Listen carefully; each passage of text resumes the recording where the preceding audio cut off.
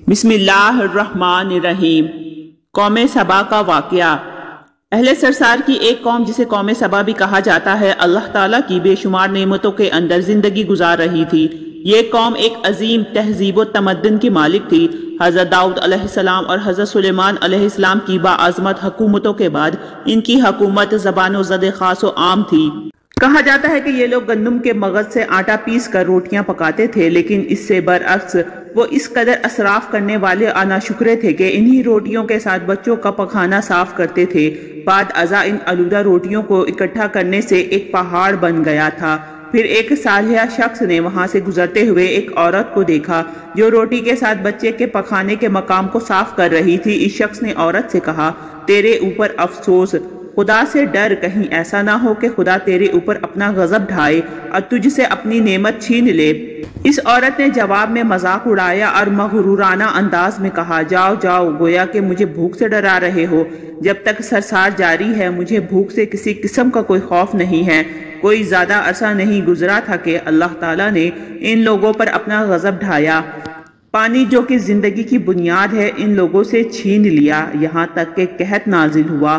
بات یہاں تک پہنچ گئی کہ ان کی ذخیرہ کی ہوئی تمام غذا ختم ہو گئی۔ آخر کار وہ مجبور ہو گئے کہ انہی آلودہ روٹیوں پر ٹوٹ پڑے جو ان لوگوں نے اکٹھی کر کے پہاڑ کے معنی ڈھیر لگایا ہوا تھا، بلکہ وہاں سے روٹی لینے کے لیے صف لگتی تاکہ ہر کوئی وہاں سے اپنے حصے کی روٹی لے سکے۔ کفران نعمت، قحط اور ان کی بدحالی کے بارے میں متعدد روایات موجود ہے۔ سورہ نحل کی آیات نمبر 112 اور 113 میں یوں ارشاد ہوتا ہے، اور اللہ نے اس بستی کی بھی مثال بیان کی ہے جو محفوظ اور مطمئن تھی۔ اس کا رزق ہر طرف سے باقاعدہ آ رہا تھا، لیکن اس بستی کے رہنے والوں نے اللہ کی نعمتوں کا انکار کیا تو خدا نے انہیں بھوک اور پیاس کا مزہ چکھایا۔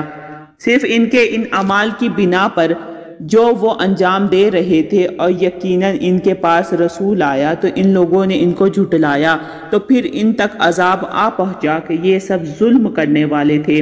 اسی قوم سبا کے بارے میں ایک اور واقعہ بیان ہوتا ہے کہ ان لوگوں نے اپنی زراعت کو بہتر طور پر کاشت کرنے کے لیے پانی ذخیرہ کرنے کی خاطر بلک کے دو پہاڑوں کے درمیان ایک بہت بڑا بند تعمیر کیا ہوا تھا۔ سوراخ اور دوسرے پہاڑوں سے گزرتا ہوا پانی اس بند میں آ کر وافر مقدار میں جمع ہو جاتا تھا۔ قوم سبا نے اس پانی سے صحیح طور پر استفادہ کرتے ہوئے وسیع و عریض اور بہت سے خوبصورت باغات لگائے اور کھیتی باڑی کو رونق بخشی۔